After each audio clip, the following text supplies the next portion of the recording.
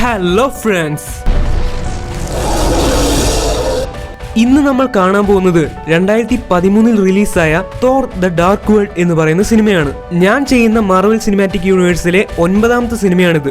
എന്നോട് എന്ന് പറഞ്ഞ് ഏറ്റവും കൂടുതൽ റിക്വസ്റ്റ് വന്ന സിനിമകളിൽ ഒന്നാണിത്. മാത്രമല്ല ഒരു കാര്യം കൂടി പറയുകയാണെങ്കിൽ മാർവൽ സിനിമാറ്റിക് യൂണിവേഴ്സിലെ ഏകദേശം 24ഓളം വരുന്ന സിനിമകളിൽ ഏറ്റവും ലെങ്ത് കുറഞ്ഞ സിനിമയാണ് തോർ ദ ഡാർക്ക് വേൾഡ്. പിന്നെ ഒരു കാര്യം കൂടി പറയാം, മുൻപത്തെ സിനിമകളിലെ പോലെ അധികം മാസ് സീനുകളൊന്നും ഇല്ലാത്ത സിനിമയാണിത്. അതുകൊണ്ട് തന്നെ അമിത പ്രതീക്ഷകൾ ഒഴിവാക്കിയിട്ടിരുന്ന് കാണുക. അപ്പോ സമയം കളയാതെ നമ്മൾക്ക് വീഡിയോയിലേക്ക് കിടക്കാം. എന്റെ പേര് അമിത്, നിങ്ങൾ കണ്ടുകൊണ്ടിരിക്കുന്നത് മൂവി എക്സ്പ്ലെയിനർ.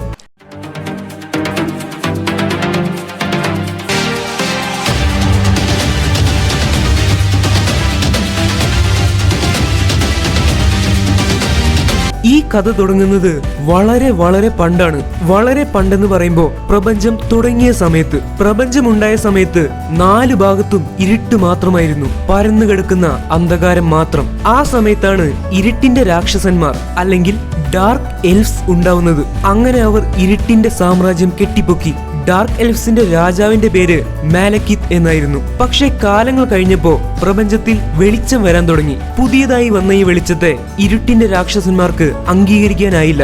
അവർക്ക് ഈ വെളിച്ചം കാരണം വളരെയധികം ബുദ്ധിമുട്ട് തോന്നാൻ തുടങ്ങി. ആ സമയത്ത് അവരെന്താണ് ചെയ്തതെന്ന് വെച്ചാൽ ഇരുളടഞ്ഞു കിടക്കുന്ന സ്വാട്ടൽഹൈം എന്ന് പറയുന്ന ഒരു ലോകത്ത് പോയി താമസിക്കാൻ തുടങ്ങി. പക്ഷെ ഒരു ലോകത്ത് മാത്രമായിട്ട് ഒതുങ്ങിക്കൂടാൻ അവർക്ക് ആഗ്രഹം ഉണ്ടായിരുന്നില്ല. അവരുടെ രാജാവായിട്ടുള്ള മാലക്കിത്ത് ഈ പ്രപഞ്ചം മുഴുവൻ വീണ്ടും ഇരുട്ടിലാഴ്ത്താൻ തീരുമാനിച്ചു. പക്ഷേ ഈ പ്രപഞ്ചം മുഴുവൻ ഇരുട്ടിലാഴ്ത്താൻ അത്ര എളുപ്പമല്ല. രാജാവായിട്ടുള്ള മാലക്കിത്ത് ഇതിനൊരു വഴി കണ്ടെത്തി. മാലക്കിത്ത് അയാളുടെ പവർ ഉപയോഗിച്ച് റിയാലിറ്റി സ്റ്റോൺ എന്ന് പറയുന്ന അതിവിശിഷ്ടമായ ഒരു വസ്തു ഈതർ എന്ന് പറയുന്ന രൂപത്തിലേക്ക് മാറ്റി.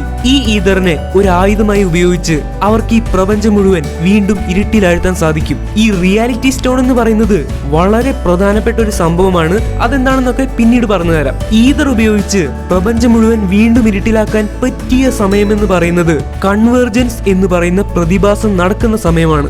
എന്താണ് കൺവേർജൻസ്? അതായത് 9 ലോകങ്ങൾ ഉണ്ടെന്നാണ് കണക്ക്. ഈ 9 ലോകങ്ങളും ഒരൊറ്റ സീക്വൻസിൽ അല്ലെങ്കിൽ ഒരൊറ്റ നേർരേഖയിൽ വരുന്ന സമയമാണ് കൺവേർജൻസ് എന്ന് പറയുന്നത്. അതായത് 9 ലോകങ്ങളുടെയും പുനഃക്രമീകരണം നടക്കുന്ന സമയം. കൺവേർജൻസ് നടക്കുന്ന സമയത്ത് 9 ലോകങ്ങളുടെയും ഇടയ്ക്ക് ഒരുപാട് പോർട്ടലുകൾ അല്ലെങ്കിൽ ദ്വാരങ്ങൾ ഉണ്ടാവും. ഈ പ്രതിഭാസം നടക്കുന്ന സമയമാണ് ഈതർ ഉപയോഗിക്കാൻ ഏറ്റവും പറ്റിയ സമയമെന്ന് മാലക്കിത്തിന് മനസ്സിലായി. അയാൾ അതിന് ശ്രമിക്കുകയും ചെയ്തു. പക്ഷേ ആ ശ്രമം തടയാൻ ഒരാളുണ്ടായിരുന്നു. നമ്മളുടെ സ്വന്തം തോറിന്റെ പിതാവായിട്ടുള്ള ഓഡിന്റെ പിതാവായിട്ടുള്ള ബോർ. ബൈ ദ വേ, നിങ്ങൾക്ക് ബോറൊന്നും അടിക്കുന്നില്ലല്ലോ. ഞാനിതൊക്കെ പറയുന്നതിന്റെ കാരണം ഈ കഥ മനസ്സിലാവാൻ വേണ്ടി ഞാനിപ്പോ പറഞ്ഞ കാര്യങ്ങളൊക്കെ അറിഞ്ഞിരിക്കേണ്ടത് വളരെ അത്യാവശ്യമാണ്. കുറച്ച് ചരിത്രമാണ് നമ്മൾ പറയുന്നത്. അങ്ങനെ അസ്ഗാർഡിന്റെ അന്നത്തെ രാജാവായിരുന്ന ബോർ അങ്ങോട്ട് വരികയും മാലക്കിത്തുമായി ഒരു വൻ യുദ്ധം നടക്കുകയും ചെയ്യുന്നു. മാലക്കിത്തിന്റെ കയ്യിൽ കേഴ്സ് സ്റ്റോൺ എന്ന് പറയുന്ന ഒരു പ്രത്യേക ആയുധം ഉണ്ടായിരുന്നു. അതൊരു പ്രത്യേക തരം കല്ലാണ്. അത് കയ്യിൽ വെച്ച് അമർത്തുന്ന ഡാർക്ക് എൽഫ്സിന് വളരെയധികം ശക്തി ലഭിക്കും. അങ്ങനെ അവർ നന്നായിട്ട് യുദ്ധം ചെയ്തുകൊണ്ടിരിക്കുകയായിരുന്നു. പക്ഷെ കൺവേർജൻസിന്റെ സമയത്ത് മാലക്കിത്ത് ഈതർ ഉപയോഗിക്കുന്നതിന് തൊട്ടു മുമ്പായിട്ട് ബോർ ചക്രവർത്തി മാലക്കിത്തിനെ പരാജയപ്പെടുത്തുന്നു. അതുകൊണ്ട് അന്ന് മാലക്കിത്തിന്റെ ഉദ്ദേശം നടന്നില്ല. തന്റെ കുറെ പടയാളികളെ കൊലക്കി കൊടുത്തിട്ട് മാലക്കിത്തും അയാളുടെ വലങ്കൈയായിട്ടുള്ള അൽഗ്രിമും കൂടി അവിടെ നിന്ന് രക്ഷപ്പെടുന്നു. പക്ഷെ ഒരു കാര്യമുണ്ട്, 5000 വർഷത്തിലൊരിക്കലാണ് കൺവേർജൻസ് എന്ന് പറയുന്ന ഈ പ്രതിഭാസം നടക്കുന്നത്. വീണ്ടും 5000 വർഷം കഴിഞ്ഞ് കൺവേർജൻസ് സംഭവിക്കുമ്പോൾ ഉയർത്തെഴുന്നേറ്റ് വീണ്ടും തന്റെ പണി ചെയ്യാനായി മാലക്കിത്തും അയാളുടെ പടയാളികളും കൂടി ഒരു നീണ്ട ഉറക്കത്തിലേക്ക് പോവുകയാണ്. ഈ സമയത്ത് ബോർ ചക്രവർത്തി എല്ലാ ഡാർക്ക് എൽഫ്സിനെയും കൊന്നുകളയുന്നു. അവസാനം പ്രപഞ്ചത്തിന്റെ നാശത്തിന് തന്നെ കാരണമായേക്കാവുന്ന ഈതർ എന്ന് പറയുന്ന പദാർത്ഥം മാത്രം അവിടെ ബാക്കിയായി. ഈതർ നശിപ്പിച്ചു കളയുക എന്ന് പറയുന്നത് നടക്കാത്ത കാര്യമായിരുന്നു. അപ്പൊ ബോർ ചക്രവർത്തി ഒരു കാര്യം ചെയ്യുകയാണ്. ആർക്കും കിട്ടാത്തതുപോലെ വളരെ നിഗൂഢമായ ഒരു സ്ഥലത്ത് ഈതർ കുഴിച്ചിടുകയാണ്. കാലങ്ങൾ കടന്നുപോയി. ഏകദേശം കണക്ക് പറയുകയാണെങ്കിൽ 5000 വർഷങ്ങൾ കടന്നുപോയി. ബോറിന്റെ മകനായിട്ടുള്ള ഓഡിൻ അസ്ഗാർഡിന്റെ രാജാവായി. ഓഡിന്റെ വിവാഹം നടന്നു. അദ്ദേഹത്തിന് ഒരു മകനുണ്ടായി, ഒരു വളർത്തു മകനും ഉണ്ടായി. ഇപ്പോ കഥ നടക്കുന്നത് 2013 എന്തോ ഒരു വലിയ കുറ്റം ചെയ്ത കുറ്റവാളിയെ കയ്യിലും കാലിലും വിലങ്ങിട്ട് ഓഡിന്റെ അടുത്തേക്ക് കൊണ്ടുവന്നുകൊണ്ടിരിക്കുകയാണ്.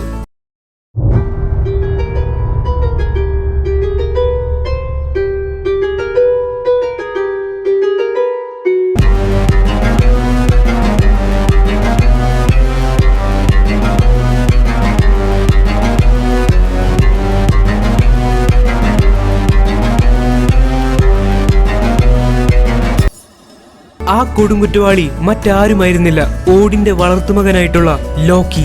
നമ്മൾക്ക് എല്ലാവർക്കും അറിയാവുന്നതുപോലെ അവെഞ്ചേഴ്സ് സിനിമയുടെ അവസാന ഭാഗത്ത് ലോക്കിയെ തടവിലാക്കി ടെസ്സറാക്ട് ക്യൂബും എടുത്ത് തോർ അസ്ഗാർഡിലേക്ക് തിരിച്ചു പോന്നു. അത് കഴിഞ്ഞുള്ള കാഴ്ചകളാണ് നമ്മളിപ്പോ കാണുന്നത്. ഭൂമിയിൽ പോയി അതിക്രമം കാണിച്ചതിന് ലോക്കിക്ക് ശിക്ഷ കൊടുക്കാൻ വേണ്ടിയിട്ടാണ് ലോക്കിയെ ഓഡിന്റെ അടുത്തേക്ക് കൊണ്ടുവരുന്നത്.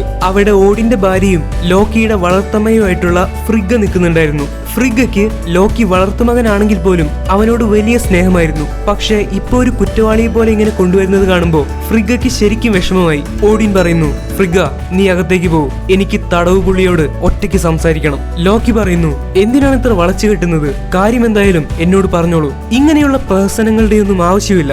ഓഡിൻ പറയുന്നു, ലോക്കി നീ ഇപ്പോഴും അഹങ്കാരത്തിലാണ് സംസാരിക്കുന്നത്. നീ എവിടെ പോയാലും അവിടെ നാശവും മരണവും മാത്രമാണ്. നീ കാരണം ഭൂമിയിൽ എത്ര പേർ മരിച്ചു എന്നതിന് കണക്കില്ല, എന്നിട്ടാണ് നീ ഇങ്ങനെ സംസാരിക്കുന്നത്. ലോക്കി പറയുന്നു, ഞാൻ ഭൂമിയിൽ പോയത് ആരെയും കൊല്ലാനല്ല, അവിടെ ദൈവത്തെ പോലെ ഭരിക്കാനാണ്, താങ്കൾ ചെയ്യുന്നത് പോലെ തന്നെ. ലോക്കി നീ പറയുന്നത് തെറ്റാണ്, നമ്മൾ ദൈവങ്ങളൊന്നുമല്ല, നമ്മളും മനുഷ്യരെ പോലെ ജീവിക്കുന്നു, മരിക്കുന്നു, പക്ഷേ അവരെക്കാൾ ആയിരക്കണക്കിന് വർഷങ്ങൾ കൂടുതൽ ജീവിക്കുമെന്ന് മാത്രം. ഇതെല്ലാം നീ കാണിച്ചു കൂട്ടിയത് വെറും ഒരു സിംഹാസനത്തിന് വേണ്ടിയാണോ? എവിടെയെങ്കിലും ഭരിക്കുക എന്ന് പറയുന്നത്, ഒരു രാജാവാകുക എന്ന് പറയുന്നത് എന്റെ വിധിയിലുള്ള കാര്യമാണ്. അത് മാറ്റിമറിക്കാൻ ആർക്കും പറ്റില്ല. ലോക്കി, ഒരു രാജാവാകുക എന്ന് പറയുന്നത് നിന്റെ വിധിയിലുള്ള കാര്യമല്ല. കാരണം നീ പണ്ടേ മരിക്കേണ്ടതായിരുന്നു. നീ എന്റെ ശത്രുക്കളുടെ മകനായിരുന്നു. ഒരു കൈക്കുഞ്ഞായിരിക്കുമ്പോഴാണ് മലമുകളിൽ നിന്ന് എനിക്ക് നിന്നെ കിട്ടിയത്. ശത്രുവിന്റെ മകനാണെങ്കിലും ഞാൻ നിന്നെ അന്ന് കൊന്നു കളഞ്ഞില്ല. അന്ന് നിന്നെ കൊന്നിരുന്നെങ്കിൽ നീ ഇന്നിവിടെ ഇങ്ങനെ പറയാൻ പോലും നിൽക്കില്ലായിരുന്നു. ആ കാര്യം ഓർമ്മയിൽ വെച്ചുകൊണ്ട് സംസാരിക്കൂ ലോക്കി. നിങ്ങൾക്ക് എന്നെ കൊല്ലാനാണ് ഇഷ്ടമെങ്കിൽ പെട്ടെന്ന് തന്നെ അത് ചെയ്തൂടെ? എനിക്കിങ്ങനെ വലിച്ചു നീട്ടുന്നത് ഇഷ്ടമല്ല. എന്റെ തലയെടുക്കാനുള്ള ഉത്തരവിടൂ. ഇല്ല ലോക്കി, നിന്നെ കൊല്ലില്ല. നിന്നെ കൊന്നാൽ അത് നിന്റെ വളർത്തമ്മയായിട്ടുള്ള ഫ്രിഗയോട് ചെയ്യുന്ന ദ്രോഹമായിരിക്കും. അവൾ നിന്നെ ഇത്രയും നാൾ നോക്കി വളർത്തിയതിന് അവളോട് ഞാൻ അങ്ങനെ ഒരു ദ്രോഹം ചെയ്യില്ല. അതുകൊണ്ട് നിന്നെ ജീവിതകാലം മുഴുവൻ തടവറയിലിടാൻ പോവുകയാണ്. ഇനി നിന്റെ വിധി അതാണ് ലോക്കി, അനുഭവിക്കാൻ തയ്യാറായിക്കോളൂ. സന്തോഷമായി, എനിക്ക് സന്തോഷമായി. ഞാൻ ഇനിയുള്ള കാലം ഇരുമ്പഴികൾക്കുള്ളിൽ. അതേസമയം ആ തോർ രാജ്യം ഭരിക്കാൻ അറിയാത്ത ആ മണ്ടനെ നിങ്ങൾ രാജാവാക്കും. എന്ത് നീതിയാണിത് ലോക്കി? തോർ നിന്റെ പോലെയല്ല. അവൻ 9 ലോകങ്ങളിലും സമാധാനം കൊണ്ടുവരാനുള്ള ശ്രമത്തിലാണ്. അവൻ തിരിച്ചു വരും, തോറിനെ തന്നെ രാജാവായി വാഴിക്കുകയും ചെയ്യും. ഓഡിൻ പറഞ്ഞതുപോലെ തോർ 9 ലോകങ്ങളിലും സമാധാനം കൊണ്ടുവരാനുള്ള ശ്രമത്തിലായിരുന്നു. അപ്പൊ നിങ്ങൾ വിചാരിക്കും, എങ്ങനെയാണ് ഈ സമാധാനം പോയത്? നമ്മൾക്കറിയാവുന്നതുപോലെ അസ്ഗാർഡിലുള്ളവർ ബൈഫ്രോസ്റ്റ് ഉപയോഗിച്ചിട്ടാണ് മറ്റ് ലോകങ്ങളിലേക്ക് പോകുന്നത്. തോറിന്റെ 1ാമത്തെ സിനിമയുടെ ലാസ്റ്റ് നമ്മൾ കണ്ടിരുന്നു, തോർ യോട്ടൻഹൈം എന്ന് പറയുന്ന ലോകത്തെ രക്ഷിക്കാൻ വേണ്ടി ബൈഫ്രോസ്റ്റ് തന്റെ ചുറ്റിക കൊണ്ട് അടിച്ച് തകർക്കുകയാണ്. ബൈഫ്രോസ്റ്റ് തകർന്നതോടെ അസ്ഗാർഡിലുള്ളവർക്ക് വേറെ എവിടേക്കും പോകാൻ പറ്റാതെയായി. അവെഞ്ചേഴ്സ് സിനിമയിൽ തോർ എങ്ങനെയാണ് ഭൂമിയിലേക്ക് വരുന്നതെന്ന് വെച്ചാൽ ഓഡിൻ ഡാർക്ക് എനർജി ഉപയോഗിച്ചാണ് തോറിനെ ഭൂമിയിലേക്ക് വിടുന്നത്. അപ്പൊ നിങ്ങൾക്കൊരു സംശയം തോന്നും, എങ്ങനെയാണ് അവെഞ്ചേഴ്സിൽ തോറിന് മുൻപേ ലോക്കി ഭൂമിയിലെത്തിയത്? അത് ലോക്കിക്ക് മാത്രം അറിയുന്ന ഒരു കാര്യമാണ്. അപ്പൊ പറഞ്ഞതുപോലെ സമാധാനം പുനഃസൃഷ്ടിക്കാനുള്ള ശ്രമത്തിന്റെ ഇടയ്ക്ക് തോറിന്റെ കൂട്ടുകാർ വാനഹൈം എന്ന് പറയുന്ന ലോകത്ത് ഫൈറ്റ് ചെയ്തുകൊണ്ടിരിക്കുകയായിരുന്നു. അവിടുത്തെ ശത്രുക്കളോട് നല്ല രീതിയിൽ തന്നെ ഫൈറ്റ് ചെയ്തുകൊണ്ടിരിക്കുകയാണ് തോറിന്റെ സുഹൃത്തുക്കൾ.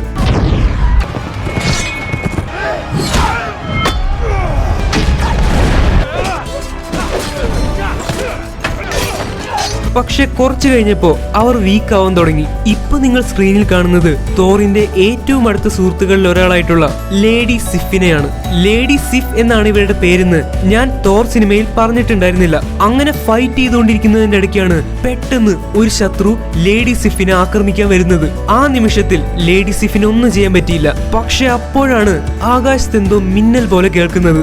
അത് ബൈഫ്രോസ്റ്റിന്റെ ശബ്ദമായിരുന്നു. തന്റെ കൂട്ടുകാർക്ക് ഒരു പ്രശ്നം വരുമ്പോ അവനെ കൊണ്ട് നോക്കിയിരിക്കാൻ പറ്റില്ല. ഞാൻ പറഞ്ഞു വരുന്നത് മിന്നലിന്റെ തേരിലേറി വരുന്നവനെ പറ്റിയാണ്. ഇനി നമ്മൾ കാണാൻ പോകുന്നത് ദ ഗോഡ് ഓഫ് തണ്ടർ തോറിന്റെ ബ്ലോക്ക് ബസ്റ്റർ എൻട്രിയാണ്.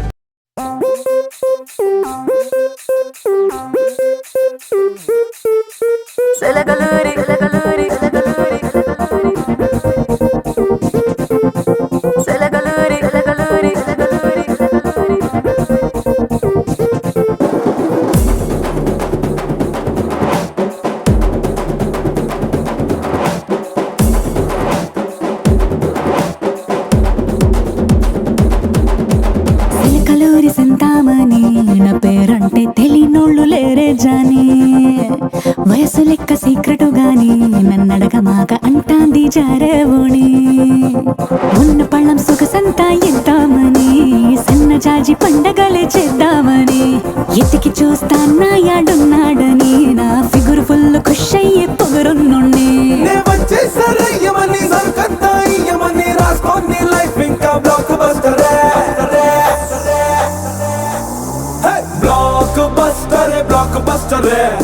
చేస్తే నీ లైఫ్ బ్లాక్ బస్టరే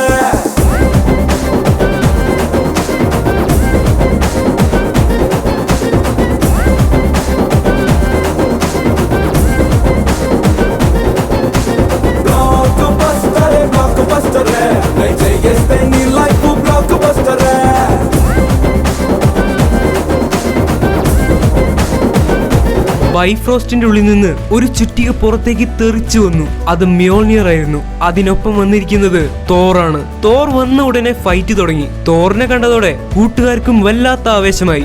അങ്ങനെ ഒരു ഫൈറ്റ് ഏകദേശം ജയിച്ചു നിൽക്കുമ്പോഴാണ് ശത്രുക്കളുടെ കൂട്ടത്തിലെ ഏറ്റവും വമ്പനായിട്ടുള്ള ഒരു രാക്ഷസൻ അങ്ങോട്ട് വരുന്നത്. ആ രാക്ഷസൻ വന്ന് തോറിനെയും കൂട്ടുകാരെയും ഒക്കെ അടിച്ച് ചമ്മന്തിയാക്കുമെന്ന് വിചാരിച്ചിട്ടാണ് അവിടെയുള്ള ശത്രുക്കൾ നിൽക്കുന്നത്. തോർ നേരെ ആ രാക്ഷസന്റെ മുന്നിലേക്ക് ചെന്ന് കീഴടങ്ങുന്നതാണ് നിനക്ക് നല്ലത് എന്ന് പറയുന്നു. പക്ഷെ ആ രാക്ഷസന് ഒരു കുലുക്കും ഉണ്ടായിരുന്നില്ല. തോർ പിന്നെ ഒന്നും നോക്കിയില്ല. തന്റെ ഹാമർ കറക്കി കറക്കി ഒരൊറ്റ അടി. രാക്ഷസൻ ചന്നം പിന്നെ ചിതറിപ്പോയി. ആ രാക്ഷസനെ കൊന്നു കഴിഞ്ഞിട്ട് ഇനി ആരെങ്കിലും ബാക്കിയുണ്ടോ എന്ന് തോർ ചോദിക്കുന്നു. കൂട്ടത്തിലെ വമ്പൻ തന്നെ വീണ സ്ഥിതിക്ക് ഇനി പിടിച്ചു നിൽക്കാൻ പറ്റില്ല എന്ന് ശത്രുക്കൾക്ക് മനസ്സിലായി. അവർ കീഴടങ്ങി. അങ്ങനെ ഇതോടുകൂടി 9 ലോകങ്ങളിലും സമാധാനം തിരികെ വന്നിരിക്കുകയാണ്. തോറിന്റെ കൂട്ടുകാരനായിട്ടുള്ള ഹോഗനാണ് വാനഹൈം നോക്കാനുള്ള ചുമതല. തന്റെ സ്ഥലം തിരിച്ചു പിടിക്കാൻ സഹായിച്ചതിന് തോറിനോട് ഹോഗൻ നന്ദി പറയുന്നു. അങ്ങനെ ഹോഗനോട് യാത്ര പറഞ്ഞ് തോറും കൂട്ടുകാരും കൂടി വീണ്ടും തിരിച്ച് അസ്ഗാർഡിലേക്ക് പോവുകയാണ്.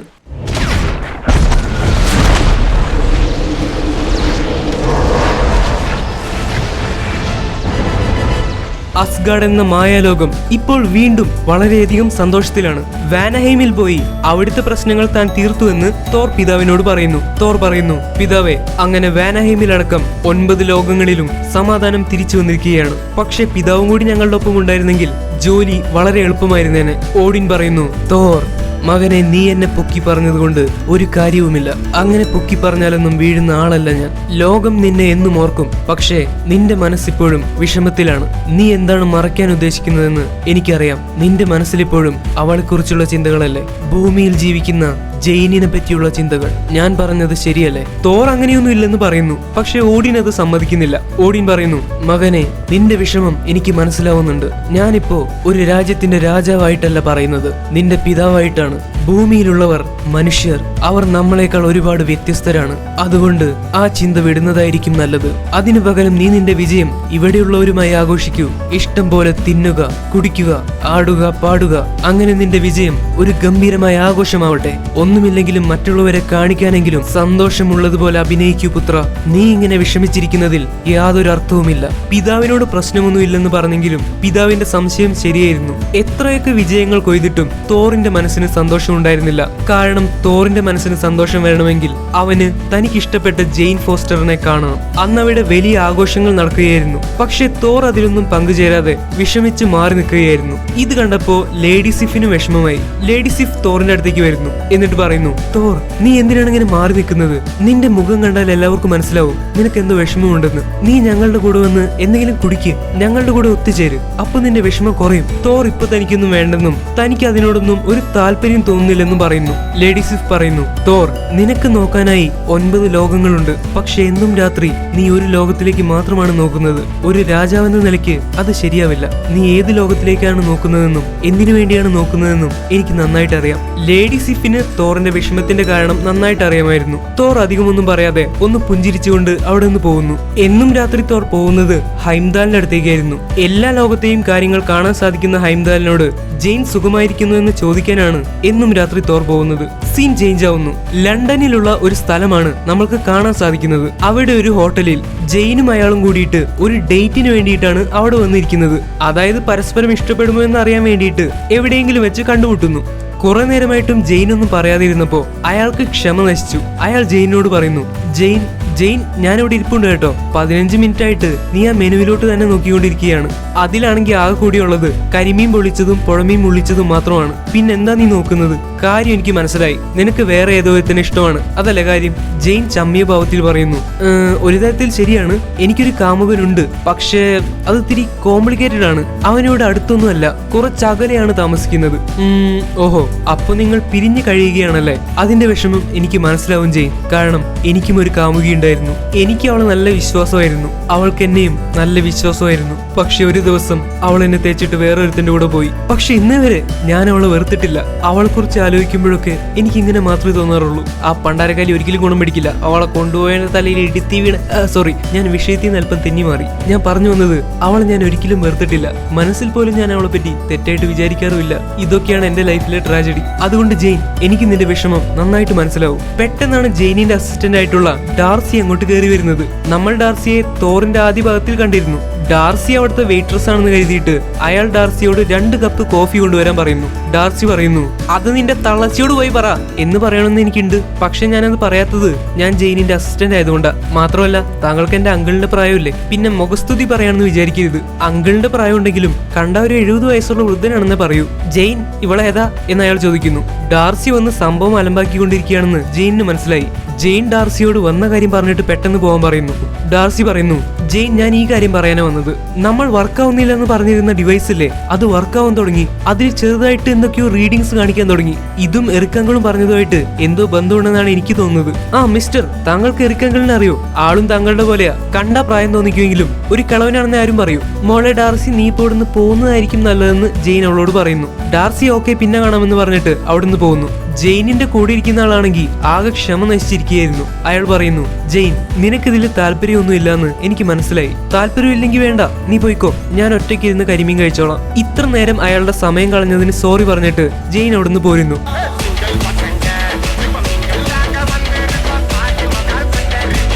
ജെയിൻ നേരെ വന്ന് കാറി കയറുന്നു. ഡാർസിയാണ് വണ്ടി ഓടിക്കുന്നത്.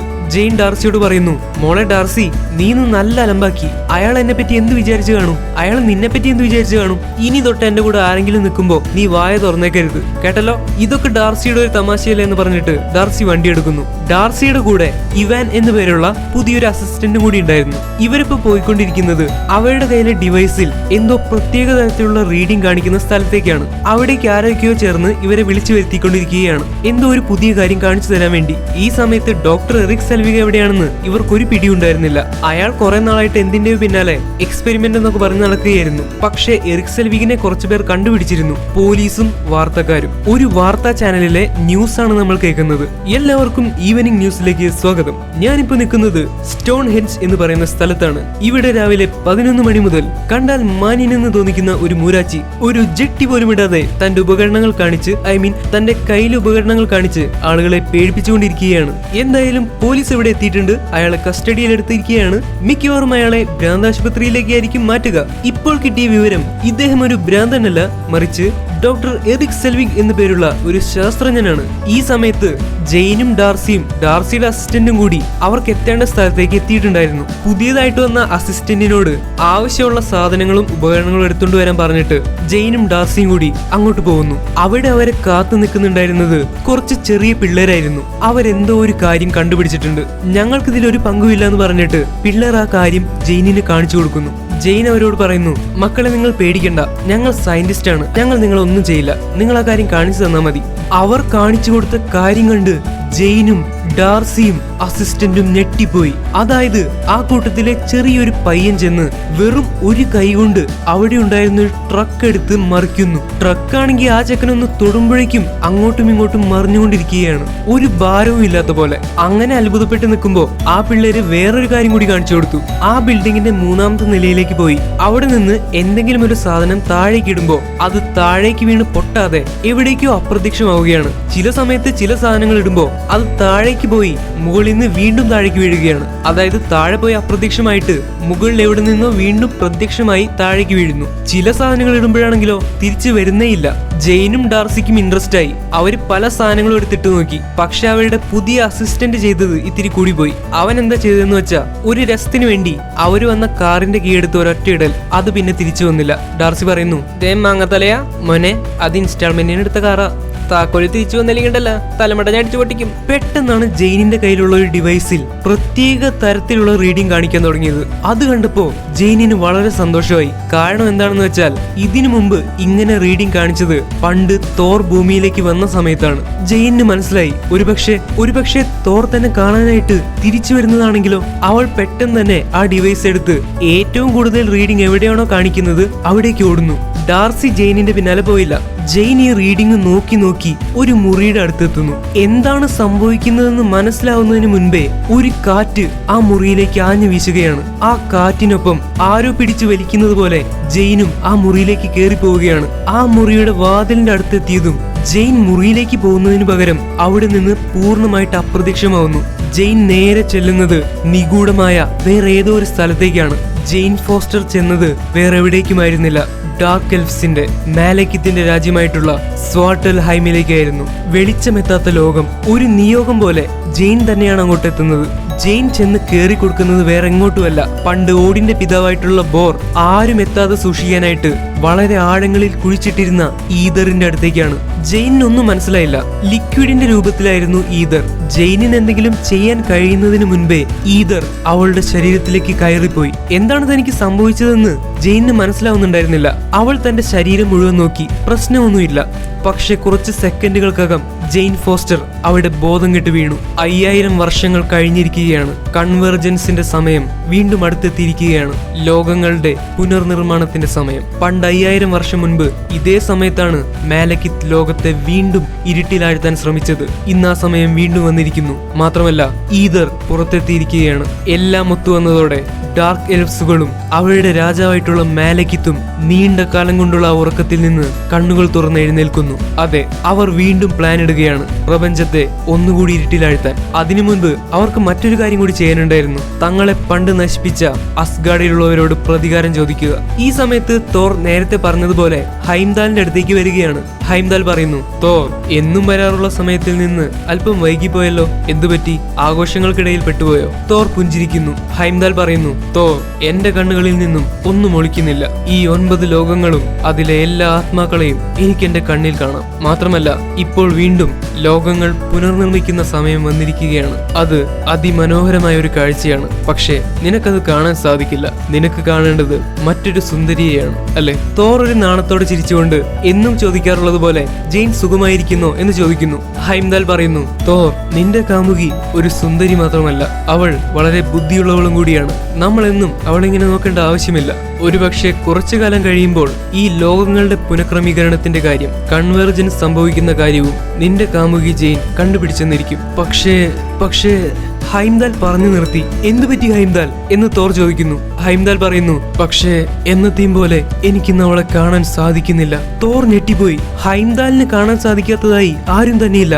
അങ്ങനെ കാണാൻ സാധിക്കാതെ ഇരിക്കണമെങ്കിൽ ജെയിൻ എന്തോ ഒരു വലിയ പ്രശ്നത്തിൽ പെട്ടിരിക്കുകയാണ്. തോർ ഭൂമിയിലേക്ക് യാത്രയാവാൻ തീരുമാനിക്കുന്നു ജെയിനിനെ കണ്ടെത്താൻ. എന്താണ് ജെയിനിന് സംഭവിച്ചത്?